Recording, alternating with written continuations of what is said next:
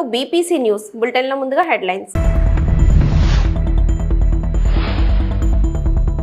చంద్రబాబు అధ్యక్షతన కేబినెట్ భేటీ, 10 కీలక అంశాలపై కొనసాగుతున్న చర్చ.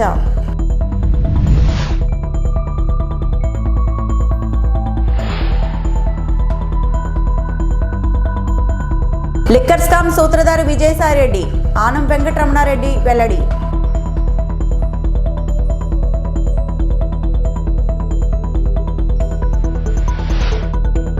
తిరుమల శ్రీవారిని దర్శించుకున్న నటి రమ్యకృష్ణ.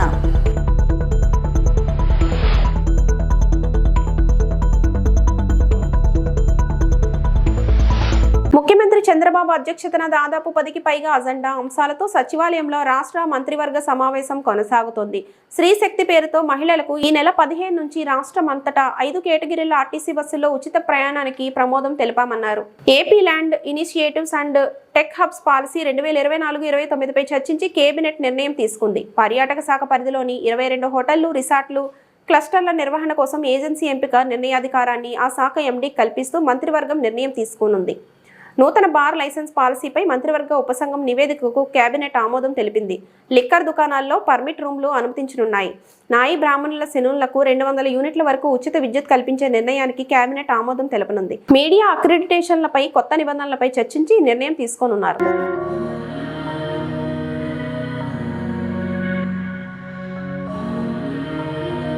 దేశ రాజధాని ఢిల్లీలోని జంతర్ మంతర్ వద్ద కాంగ్రెస్ పార్టీ ఆధ్వర్యంలో మహాధర్నా కొనసాగుతోంది. తెలంగాణలో విద్య, ఉద్యోగాలు, స్థానిక సంస్థల ఎన్నికల్లో బీసీ రిజర్వేషన్లు 12% పెంచుతూ రాష్ట్ర ప్రభుత్వం అసెంబ్లీలో ఆమోదించి రాష్ట్రపతికి పంపిన బిల్లులకు వెంటనే ఆమోదం తెలపాలన్న డిమాండ్తో కాంగ్రెస్ మహాధర్నా చేపట్టింది. ముఖ్యమంత్రి రేవంత్ రెడ్డి, డిప్యూటీ సీఎం బట్టి విక్రమార్క, పీసీసీ అధ్యక్షుడు ముఖేష్ కుమార్ గౌడ్, మంత్రులు సీతక్క, పొంగులేటి శ్రీనివాసరెడ్డి, ఎమ్మెల్యేలు, ఎమ్మెల్సీలు, కార్పొరేషన్ చైర్మన్లు, డీసీసీ అధ్యక్షులు, బీసీ సంఘాల నాయకులు పాల్గొన్నారు. సాయంత్రం ముగింపు కార్యక్రమంలో కాంగ్రెస్ అగ్రనేత రాహుల్ గాంధీ పాల్గొంటారు. ఇండియా కూటమిలో భాగంగా ఉన్న డీఎంకే, వామపక్షాలు, Shivsena, UBT, NCP, RJD, Samajwadi తదితర పార్టీల నాయకులు హాజరై సంఘీభావం ప్రకటించనున్నట్లు సమాచారం. తెలంగాణ కాంగ్రెస్ పార్టీ అధ్యక్షులు మిత్రులు మహేష్ కుమార్ గౌడ్ గారి నేతృత్వంలో చలో ఢిల్లీ కార్యక్రమం తీసుకొని జంతర్ మంతర్ వేదికగా కాంగ్రెస్ పోరుబాట కార్యక్రమాన్ని నిర్వహించి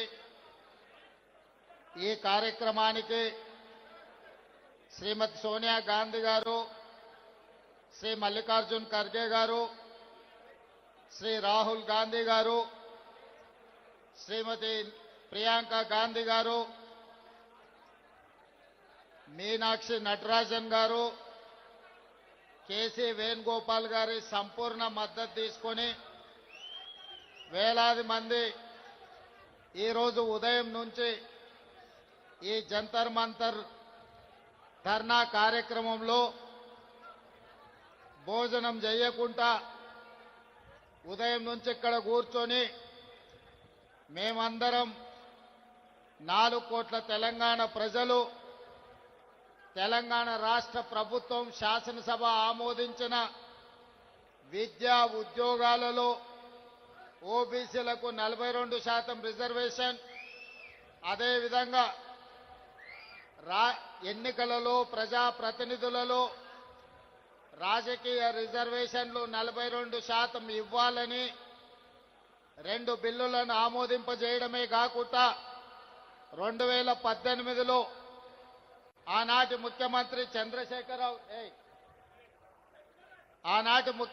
చంద్రశేఖరరావు గారు బలహీన వర్గాల మీద కక్ష కట్టి తెలంగాణ రాష్ట్రంలో 50% రిజర్వేషన్లు మించకుండా ఒక చట్టాన్ని చేసి ఈనాడు మనం 50% పైగా రిజర్వేషన్లు ఇవ్వాలంటే ఆనాడు చంద్రశేఖరరావు గారు చేసిన చట్టం గుదిబండగా మారి తెలంగాణ రాష్ట్రంలో సర్పంచులుగా, ఎంపీటీసీలుగా, జడ్పీటీసీలుగా, జిల్లా పరిషత్ చైర్మన్లుగా, మున్సిపల్ కౌన్సిలర్లుగా, కార్పొరేటర్లుగా, మున్సిపల్ చైర్మన్లుగా, మేయర్లుగా రిజర్వేషన్ల పరంగా బలహీన వర్గాలకు అన్యాయం చేసే చట్టాన్ని తొలగిస్తూ మన మంత్రివర్గం ఆర్డినెన్స్ను పాస్ చేసి గవర్నర్ గారికి పంపిస్తే విద్యా ఉద్యోగాలలో 42% రిజర్వేషన్లు బలహీన వర్గాలకు,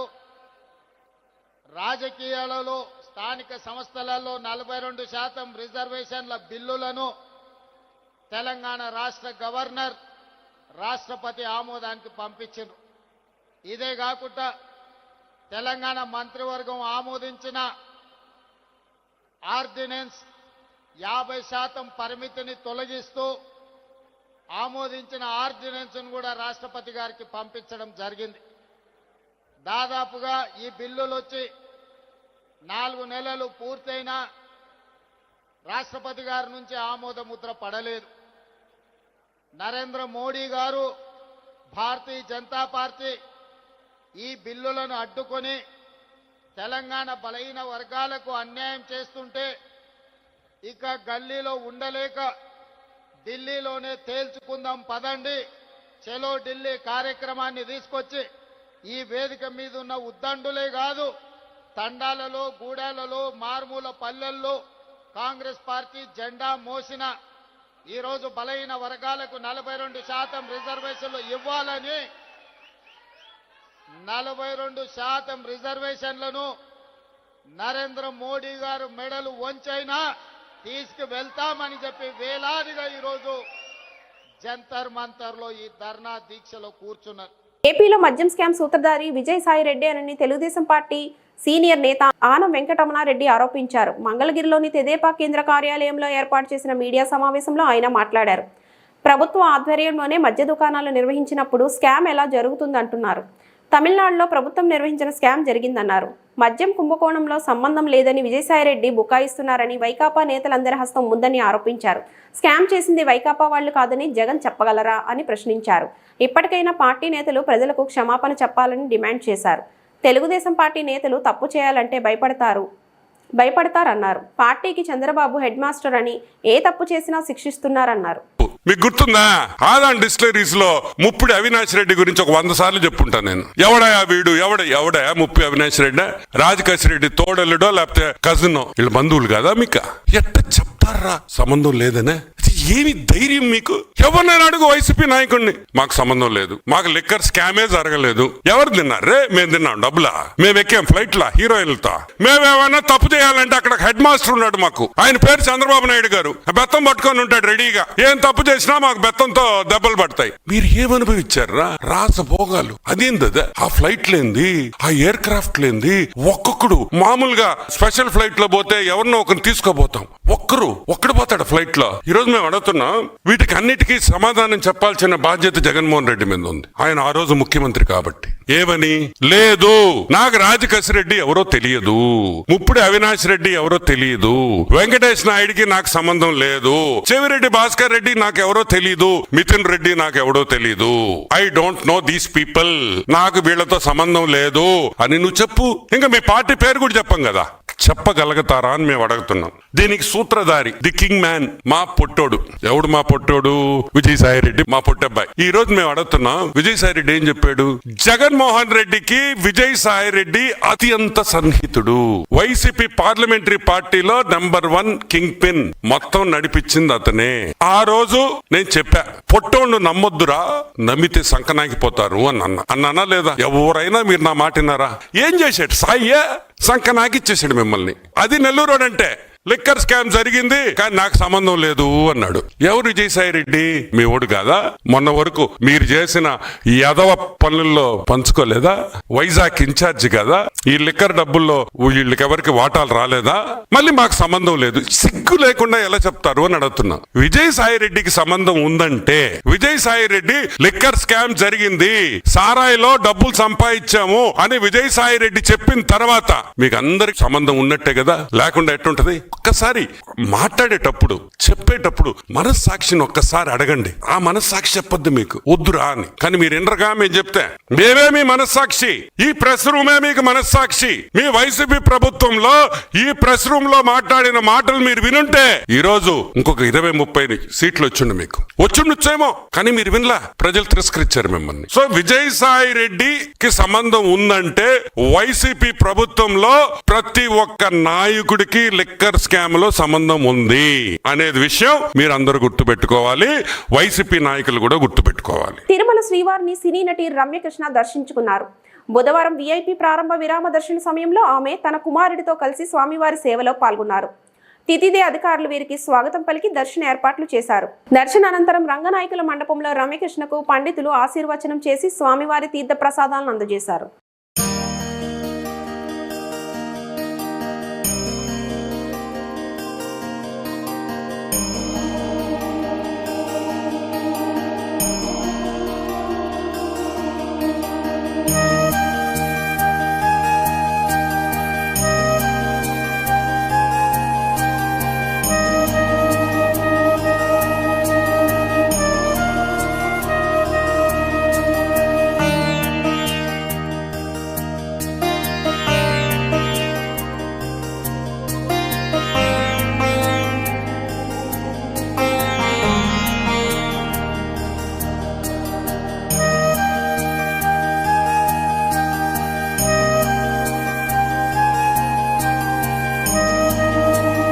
రోజురోజుకు మహిళలపై అనేక రకాలుగా కూటమి నాయకులు చేస్తున్న దారుణాలను తీవ్రంగా ఖండించిన వైఎస్ఆర్సీపీ జిల్లా అధ్యక్షురాలు ఉషాశ్రీ చరణ్ నేడు పెనుగొండ నియోజకవర్గం సోమందేపల్లిలోని వైఎస్ఆర్ కాంగ్రెస్ పార్టీ మహిళా నాయకులు మరియు వైఎస్ఆర్సీపీ నాయకులు కార్యకర్తలతో కలిసి టీడీపీ నేతలు మహిళలపై చేస్తున్న దౌర్జన్యాలను ఖండిస్తూ ర్యాలీ నిర్వహించారు. ఉషాశ్రీ చరణ్ మాట్లాడుతూ పాలు పోసిన చేతిని కాటేసిన పాము మాదిరి ఓట్లేసి గెలిపించిన మహిళల మీదనే టీడీపీ నేతలు దారుణాలు చేస్తున్నారు. రాష్ట్రంలో ఆడబిడ్డల మీద జరుగుతున్న అఘాయిత్యాలు చూస్తుంటే అసలు మనం ఆంధ్రప్రదేశ్లో ఉన్నామా, అరాచక పాలనలో ఉన్నామా అనే సందేహం కలుగుతోంది. మహిళలకు ఆఫీసులు, స్కూళ్ళు, ఊళ్ళు అనే తేడా లేకుండా ఎక్కడా భద్రత లేదు. ఆఖరుకు తెలుగుదేశం నాయకులు కూడా రాక్షసుల అవతారం ఎత్తి మహిళల ఉసురు పోసుకుంటున్నారు. మహిళలకు అందుబాటులో ఉండే దిశ చట్టాన్ని సర్వనాశనం చేశారన్నారు. టీడీపీ ఎమ్మెల్యే నజీర్ అహ్మద్ మహిళతో అసభ్యంగా ప్రవర్తించారు. ఆ వీడియో గురించి మాట్లాడడానికి ఒక మహిళగా నాకు చాలా ఇబ్బందిగా ఉందన్నారు.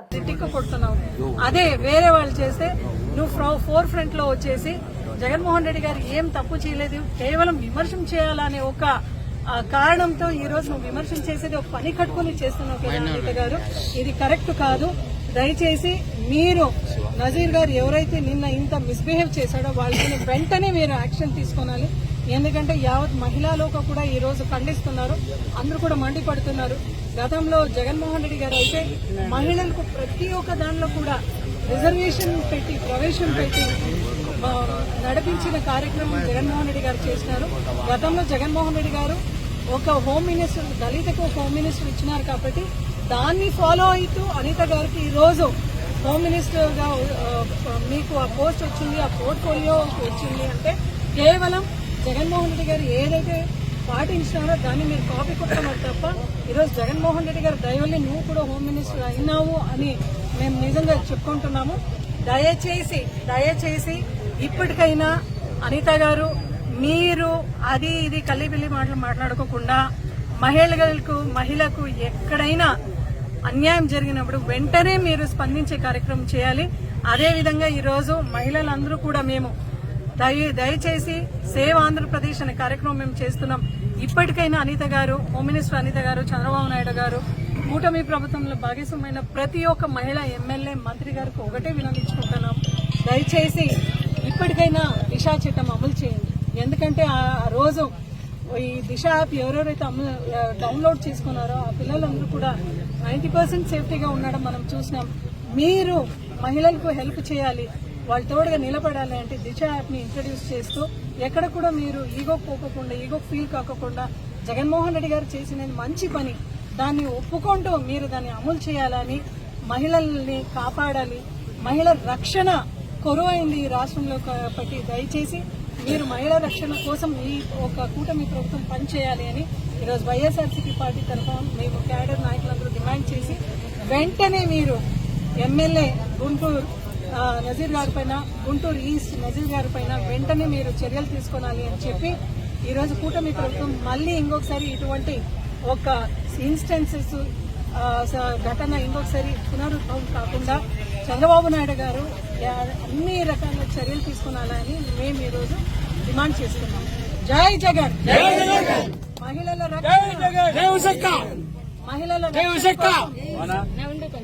Save Andhra Pradesh from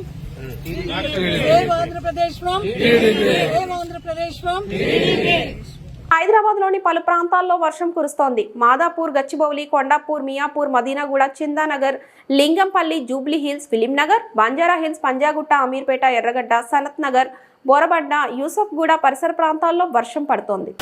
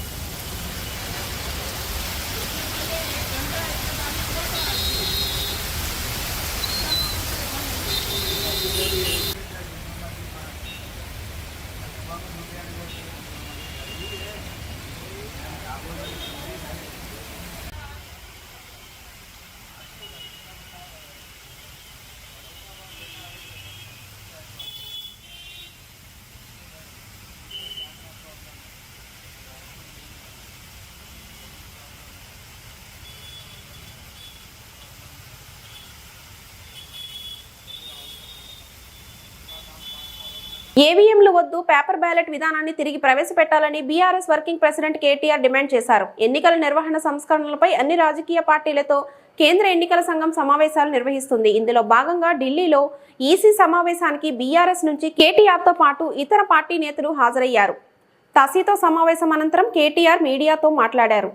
paper ballot విధానాన్ని తిరిగి ప్రవేశపెట్టాలి, బీహార్ ఎన్నికల నుంచే పేపర్ బ్యాలెట్తో ఎన్నికలు జరపాలి, ఈవీఎంలపై అనేక అనుమానాలు ఉన్నాయి, అనేక దేశాలు బ్యాలెట్ విధానంతోనే ఎన్నికలు నిర్వహిస్తున్నాయి. ప్రజల్లో ఉన్న విశ్వాసలేమి, నమ్మకం లేని తనం వల్ల ఓటింగ్ మెషిన్లు వద్దనుకొని పేపర్ బ్యాలెట్ కే ఈ దేశాలన్నీ కూడా మళ్ళీ తిరిగి వెనక్కి వెళ్ళిపోయినాయి. మేము ఎన్నికల కమిషన్ ని కోరింది ఏమంటే, మనం కూడా భారతదేశంలో ప్రపంచంలోనే అతి పెద్ద ప్రజాస్వామ్య దేశం భారతదేశం. 140 కోట్ల జనాభా కలిగిన దేశం, మరి దాదాపు 100 కోట్ల ఓటర్లు కలిగిన దేశం. మరి ఇట్లాంటి దేశంలో ఏదో ఈ మెషిన్ల వల్ల ఏదో నష్టం జరుగుతున్నది, నేను వేసిన ఓటు నేను అనుకున్న వారికి పోవడం లేదు అనే అభిప్రాయం ఉంటే అది ప్రజాస్వామ్యానికి చేటు. కాబట్టి మరి ఎలక్ట్రానిక్ ఓటింగ్ మెషిన్లను పక్కన పెట్టి తిరిగి పేపర్ బ్యాలెట్ నే తీసుకోవాలని చెప్పి ఇవాళ మేము మా పార్టీ తరఫున ఎలక్షన్ కమిషన్ ని కోరాం. ఆ ప్రాసెస్ కూడా మళ్ళీ తిరిగి పేపర్ బ్యాలెట్ ప్రవేశపెట్టే ప్రాసెస్ కూడా బీహార్ ఎన్నికల నుంచే ప్రారంభించండి. నవంబర్ లో జరగాల్సి ఉన్న బీహార్ ఎన్నికల్లోనే తిరిగి పేపర్ బ్యాలెట్ ప్రవేశపెట్టండి. ఆ తర్వాత వచ్చే సాధారణ ఎన్నికల్లో అన్నింటిలో కూడా ఖచ్చితంగా మళ్ళీ పేపర్ బ్యాలెట్ తోనే నిర్వహించాలని చెప్పి కూడా మా పార్టీ తరఫున కుండబద్దలు కొట్టినట్టుగా మా అభిప్రాయాన్ని చెప్పాం. అట్లాగే ఎన్నికల్లో పార్టీలు ఇచ్చే హామీలు, ఎన్నికల్లో పార్టీలు ఇచ్చే అడ్డగోలు వాగ్దానాలు. ఈరోజు తెలంగాణనే ఎగ్జాంపుల్ గా తీసుకుంటే కాంగ్రెస్ పార్టీ ప్రజలకు అరిచేతిలో వైకుంఠం చూపెట్టి 420 హామీలు ఇచ్చి ఇష్టం వచ్చినట్టుగా నోటికి ఎంత వస్తే అంత అడ్డగోలు మాటలు చెప్పి ఒక వేలం పాటలాగా, ఒక అర్రాస్ పాటలాగా నోటికొచ్చిన వాగ్దానాలు చేసి ప్రజల్ని మోసం చేసి మభ్యపెట్టి ఓట్లు సంపాదించింది. మాకంటే 1.8% ఓటు ఎక్కువగా సాధించి ఇవాళ ప్రజల్ని 100 రోజుల్లోనే అన్ని వాగ్దానాలు అమలు చేస్తామని చెప్పి గ్యారంటీ కార్డులు ముద్రించి చివరికి స్టాంప్ పేపర్ల మీద అఫిడవిట్లు కూడా మరి ఇచ్చి ప్రజల్ని ఎట్లా వంచిందో, గుడిలో దేవుడి ముందు కూడా బాండ్ పేపర్లు పెట్టి ఎట్లా వంచినారో ప్రస్తుత ముఖ్యమంత్రి గారు, ఉప ముఖ్యమంత్రి గారు, ఇంకా ఇతర కాంగ్రెస్ కాంగ్రెస్ పార్టీ నాయకులు అది కూడా మేము సవివరంగా ఎక్స్ప్లెయిన్ చేయడం జరిగింది. ఎన్నికల్లో ఇచ్చిన మేనిఫెస్టోకి రాజకీయ పార్టీలు కట్టుబడి ఉండకపోతే తప్పకుండా వారిని శిక్షించాల్సిన బాధ్యత కూడా ఎన్నికల కమిషన్ మీదనే ఉన్నది. ఎన్నికల్లో ప్రజల్ని వంచే ఏ పార్టీ అయినా అధికారంలోకి వచ్చిన తర్వాత మోసం చేస్తే వారి అవసరమైతే సభ్యత్వాన్ని రద్దు చేసే విధంగా వారిని అనర్హులుగా మళ్ళీ భవిష్యత్తులో ఎలక్షన్ లో పాల్గొనడానికి అనర్హులుగా ఆలోచన చేయాలని చెప్పి కూడా ఎలక్షన్ కమిషన్ కి మేము విజ్ఞప్తి చేయడం జరిగింది. అట్లాగే ఈ రోజు బీహార్ లో ఏదైతే ఇంటెన్సివ్ రివిజన్ జరుగుతా ఉందో ఓట్ల దానికి సంబంధించి కూడా విస్తృతమైన చర్చ జరగడం జరిగింది. దాదాపు 65 లక్షల మంది ఓట్లు పోయినాయి బీహార్ లో అని చెప్తా ఉన్నారు. ఎందుచేత ఇది జరుగుతా ఉన్నదని చెప్పి కూడా మేము ఎన్నికల సంఘాన్ని అడగడం జరిగింది. వారు చెప్పింది ఏమంటే చనిపోయిన వాళ్ళ ఓట్లు తీసేశాము, అట్లాగే ఎవరైనా మైగ్రేట్ అయితే తీసేశాము, అట్లాగే ఎవరైనా రెస్పాండ్ అవ్వకపోతే తీసేసినాము, అట్లాగే ఎవరైనా ట్రేస్ చేయలేకపోతే వారి తీసేసినాం తప్ప ఎక్కడ ఏమి ఇబ్బంది లేదని చెప్పారు. మేము ఎన్నికల కమిషన్ కి ఈ రోజు మా పార్టీ తరఫున చెప్పింది ఏమంటే రివిజన్ అనేది చేయాల్సిందే, తప్పేమీ లేదు. కానీ విశ్వాసం అనేది అందరినీ విశ్వాసంలోకి తీసుకొని చేసినట్టయితే బాగుంటది. ముఖ్యంగా క్షేత్ర స్థాయిలో బూత్ లెవెల్లో, అట్లాగే నియోజకవర్గ లెవెల్లో, తాలూకా లెవెల్లో, మండల్ లెవెల్లో మరి అన్ని పార్టీలకు కూడా సభ్యులు ఉంటారు. మీరు ఈ ప్రక్రియలో అన్ని పార్టీలను అఖిల పక్షాన్ని కూడా భాగస్వామ్యం చేసి పారదర్శకంగా ట్రాన్స్పరెంట్ గా చేస్తే ఇట్లాంటి అపోహలు రావు, అనుమానాలు రావు. లేకపోతే తప్పకుండా అనుమానాలు వస్తాయి. మీరు క్షేత్ర స్థాయి నుంచి ఒక స్టాండర్డ్ ఆపరేటింగ్ ప్రొసీజర్ పెట్టి అన్ని పార్టీలను అఖిల పక్షాన్ని కూడా ఇన్వాల్వ్ చేయండి. మాకు బూత్ లెవెల్ కమిటీస్ ఉన్నాయి. అన్ని రాజకీయ పార్టీలకు బూత్ లెవెల్ కమిటీలతో అవసరమైతే ఒక అఖిల పక్షాన్ని ఏర్పాటు చేసి బెట్టింగ్ యాప్స్ వ్యవహారంలో ఎన్ఫోర్స్మెంట్ డైరెక్టరేట్ విచారణ ముమ్మరం చేసింది. ఈ కేసులో సినీ నటుడు విజయ్ దేవరకొండ ఈడీ కార్యాలయంలో విచారణకు హాజరయ్యారు. బెట్టింగ్ యాప్ల నుంచి తీసుకున్న పారితోషికం కమిషన్లపై విజయ్ను ఈడీ అధికారులు ప్రశ్నిస్తున్నారు. ముందుగా మీ అందరిని ఒకటి అడుగుతా, అది నా గురించి మీరు చేయాలి. ఇప్పుడు మీ ఛానళ్లలో హెడ్లైన్స్ స్క్రోలింగ్లో ఇల్లీగల్ బెట్టింగ్ యాప్స్లో నన్ను పిలిచారని స్క్రోలింగ్ నడుస్తుంటుంది, హెడ్లైన్స్ నడుస్తుంటుంది నాకు తెలుసు. కానీ ఫస్ట్ దాన్ని గేమింగ్ యాప్స్ క్లారిఫికేషన్ గురించి విజయ్ దేవరకొండ అని పిలిచారు అని ఫస్ట్ ఆ హెడ్లైన్ మీరు నా గురించి మార్చాలి. ఎందుకంటే బెట్టింగ్ యాప్స్ ఇన్వెస్టిగేషన్ తప్పకుండా నడుస్తుంది. కానీ మనని పిలిచింది వాళ్ళకు కూడా తెలియదు మన పేరు ఎందుకు వచ్చిందో. బట్ మన పేరు వచ్చినందుకు వాళ్ళు వెరిఫికేషన్ చేసుకొని వాళ్ళ డెలిజెన్స్ తీసుకోవాలి. మనం చేసింది గేమింగ్ యాప్స్కి ఎండోర్స్మెంట్. గేమింగ్ యాప్కి బెట్టింగ్ యాప్కి అసలు సంబంధమే లేదు. గేమింగ్ యాప్స్ అనేటివి completely legal, recognised by the government, licensed as a business. వాళ్ళకి జిఎస్టీలు, టీడీఎస్లు, కంపెనీలు, it's fully registered, recognised by supreme court and various state governments. అది గేమింగ్ యాప్. అటువంటిది A23. ఇప్పుడు క్విక్గా డౌట్ ఉన్న వాళ్ళకి క్విక్గా మీరు గూగుల్లోకి వెళ్ళి టాప్ గేమింగ్ యాప్స్ అని కొడితే కొన్ని వస్తాయి. A23తో సహా My11 సర్కిల్, Dream11, MPL, జుపీ ఇట్లాంటివి కొన్ని వస్తాయి. ఇవన్నీ రిజిస్టర్డ్ గేమింగ్ యాప్స్. ఇవన్నీ మన ఇండియన్ క్రికెట్ టీమ్కి స్పాన్సర్, మన ఇండియన్ ఒలింపిక్స్ టీమ్కి స్పాన్సర్, మన ఇండియా ఉమెన్స్ క్రికెట్ టీమ్కి స్పాన్సర్, IPLకి MPL ఒకదానికి అఫీషియల్ స్పాన్సరు, వేరియస్ కబడ్డీ లీగ్కి, వాలీబాల్ లీగ్కి అన్నిటికీ వీళ్ళు స్పాన్సర్ చేస్తారు. ఎందుకంటే these are completely legal entities. Indian Olympics టీమ్కి స్పాన్సర్ చేయాలంటే లీగల్ ఉండాలా వద్దా? సో ఫస్ట్ ఆఫ్ ఆల్ ఈ గేమింగ్ యాప్స్ని, ఈ ఇల్లీగల్ బెట్టింగ్ యాప్స్ని మీరు సపరేట్ చేయాలి. అది జర్నలిస్ట్గా మీ రెస్పాన్సిబిలిటీ. నా మీద మీకు ఆ రెస్పాన్సిబిలిటీ ఉండాలని కోరుకున్నా. కానీ మన పేరు వచ్చింది కాబట్టి కొన్ని క్లారిఫికేషన్స్ అడిగారు. ఆ clarification account details, transaction details ఏంటి ఆ కంపెనీ అవన్నీ పంపించేసినాము. ఇంతటితో సమాప్తం. Thank you. తెలంగాణలో నిషేధం, సో అవి కూడా ఇక్కడ వైరల్ అయ్యాయి. చాలా మంది దాని వల్ల కూడా ఇన్ఫ్లుయెన్స్ గురయ్యారు అనేది. ఇప్పుడు legal apps geo location lock ఉంటుంది. మీరు కొంచెం రీసెర్చ్ చేసి ఈ యాప్ A23 యాప్ తెలంగాణలో వాడాలని చూడండి. అది ఓపెన్ కాదు. ఓపెన్ అయ్యి మీకు మెసేజ్ వస్తుంది, ఈ ఏరియాలో మీరు అలౌడ్ కాదు అని. పర్టికులర్ కొన్ని స్టేట్ గవర్నమెంట్స్ లీగల్గా అలౌ చేశాయి, కొన్ని స్టేట్ గవర్నమెంట్స్లో అలౌ చేయలేదు. సో అది క్లారిఫికేషన్. సోషల్ మీడియాలో వచ్చే ట్రోల్స్ పై తాను మాట్లాడలేకపోయినా తాను చేసిన మంచి మాట్లాడుతుందని అగ్ర కథానాయకుడు చిరంజీవి అన్నారు. ఫినిక్స్ ఫౌండేషన్ భాగస్వామ్యంలో ఏర్పాటు చేసిన బ్లడ్ డొనేషన్ డ్రైవ్ కు చిరంజీవి, తేజ సజ్జా ముఖ్య అతిథులుగా హాజరయ్యారు. రక్తదానం గొప్పతనాన్ని వివరించారు. నేను కొన్ని రోజులుగా రాజకీయాలకు పూర్తిగా దూరంగా ఉంటున్నాను. ఈ మధ్య ఓ నాయకుడు నన్ను అకారణంగా మాటలన్నారు. ఆ తర్వాత ఆయన ఓ ప్రాంతానికి వెళ్తే అక్కడ ఓ మహిళ ఆయనకు ఎదురు తిరిగింది. ఒకప్పుడు చిరంజీవి బ్లడ్ బ్యాంక్ ద్వారా ఆమె బిడ్డ ప్రాణాలు నిలిచాయని, అందుకే నేనంటే ఆమెకు గౌరవం అని తెలిపింది. మనల్ని ఎవరైనా మాటలంటే మనం చేసిన మంచి సమాధానం చెబుతుంది. అందుకే నేను ఎప్పుడూ దేనికి స్పందించను. అంత అవసరం కూడా నాకు లేదు అని చిరంజీవి అన్నారు. అలాగా ఒక పొలిటీషియన్ నన్ను అకారణంగా, నేను ఇప్పుడు పాలిటిక్స్ చాలా దూరంగా ఉన్నా సరే నా గురించి ఏదో అవాకులు చవాకులు ఆయన పేలినప్పుడు ఆయన మరొక చోటకి ఏదో ఒక ముంపు ప్రాంతానికి ఆయన వెళ్ళటం జరిగింది. అక్కడ ఒక స్త్రీ, ఒక ప్రౌఢ ఆవిడ అది మిడిల్ ఏజ్ ఉంటుందేమో, మిడిల్ ఏజ్. ఆవిడ తను పట్టుకుని నానా మాటలు తిడుతుంటే, నీకు ఎలా మనసు వచ్చింది చిరంజీవిని అనడానికి, అది అని తిడుతుంటే నాకు అనిపించింది మామూలుగా మన మాస్ ఫ్యాన్ కదా ఆవిడ, చాలా గౌరవప్రదమైన కుటుంబంలో ఉన్నటువంటి మనిషిలాగా అనిపించింది గృహిణి. ఆవిడ ఎందుకు అంత ఇదిగా మాట్లాడుతుంది, ఆవిడెవరు, ఆవిడ చూస్తే మామూలుగా సినిమా ఫ్యాన్ లాగానో చిరంజీవికి వీరాభిమానంగానో కాదు, ఇంకేదో ఉందంటూ నాకు అనిపించి ఆవిడ గురించి తెలుసుకోవాలని మన ఒక జర్నలిస్ట్ సోదరు ఎవరినో పంపించి తెలుసుకోవాలంటే వాళ్ళు చేసినటువంటి ఇంటర్వ్యూలో విజువల్స్ నాకు చూపించారు. ఏంటమ్మా అంత ఇదిగా, ఆయనకి వీరాభిమానం అంటే అభిమానం సినిమాభిమానం కాదయ్యా, ఆయన వ్యక్తిత్వానికి అభిమానం అంటే చెప్పినప్పుడు నా మనసు టచ్ అయింది. ఏంటమ్మా అంత ఇదిగా, ఏంటమ్మా ఆయన మీకు ఏమైనా సహాయం చేశారు, ఏం చేశారంటే సహాయం చేయటువంటి అయ్యా, నా బిడ్డ ప్రాణాలను కాపాడాడు అని అన్నప్పుడు, ఏ విధంగా ఏంటి అని అన్నప్పుడు, నా బిడ్డకి రాజమండ్రిలో దగ్గర ఒక పల్లెటూరుది, రాజమండ్రిలో కానీ కాకినాడలో కానీ నా బిడ్డకి ప్లేట్లెట్స్, డెంగ్యూ వచ్చేసి ప్లేట్లెట్స్ బాగా డౌన్ అయినప్పుడు వితిన్ అవర్స్ నా బిడ్డ కనుక ప్లేట్లెట్స్ సమయానికి అందకపోయి ఉంటే కనుక వాడు ఏమైపోయాడు, పాడిగా దూరం అయిపోయేవాడు. అంటే ఒక 8 ఏళ్ల బాల్ని అబ్బాయిని పిలిచి పక్కన కూర్చోబెట్టుకుని ఆ తల్లి చెప్తోంది, మరి ఎవరో చెప్పారు చిరంజీవికి ఫోన్ చేయపోయావు, నేనేంటి చిరంజీవి ఫోన్ చేయటువంటి, ఎక్కడ నుంచి చేయగలను, ఆయన ఎక్కడో ఉంటాడు, ఎలా చేయాలి ఫోన్ అని తెలియని పరిస్థితుల్లో, లేదమ్మా బ్లడ్ బ్యాంక్ చేయి, వాళ్ళు ఖచ్చితంగా ఎత్తుతారు ఫోను, నీకు కాల్ సహాయం చేస్తారంటే వాళ్ళు గంటల్లో కావాలి, అది ఎక్కడో ఉంది హైదరాబాద్లో, ఎలాగొస్తుందో అనుకున్నాను. కానీ అయినా సరే ఎక్కడో ఆశ చావక ఫోన్ చేయడం జరిగింది. ఫోన్ చేసిన తర్వాత అక్కడ స్పందించి అక్కడ సిబ్బంది వెంటనే రాజమండ్రి పరిసర ప్రాంతాల్లో ఉన్న అభిమానులు, ఆ బ్లడ్ గ్రూప్ ఎవరికైతే ఉందో అభిమానుల్ని